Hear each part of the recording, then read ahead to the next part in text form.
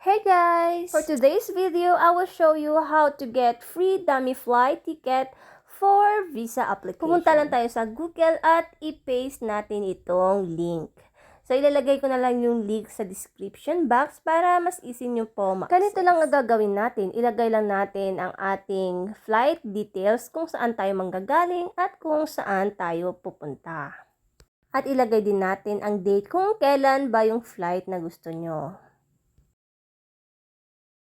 At saka pindutin lang natin itong find flights. At dito nga ay makikita natin ang iba't ibang klaseng flight within that day. So dito pwede kayong mamili kung anong airlines ang gusto nyo. And then tap lang natin ang select at ilagay natin ang passengers details.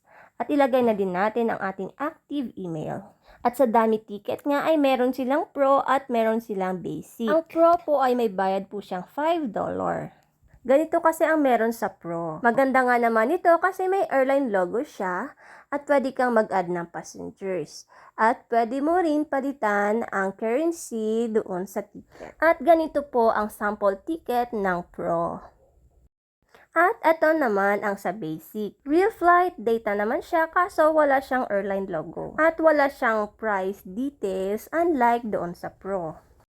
Ganito lang po ang itsura ng basic or ang free ticket nila. At pwede rin naman ito gamitin sa pag-a-apply ng visa. At para nga makakuha ng free dummy ticket, itap lang natin ito.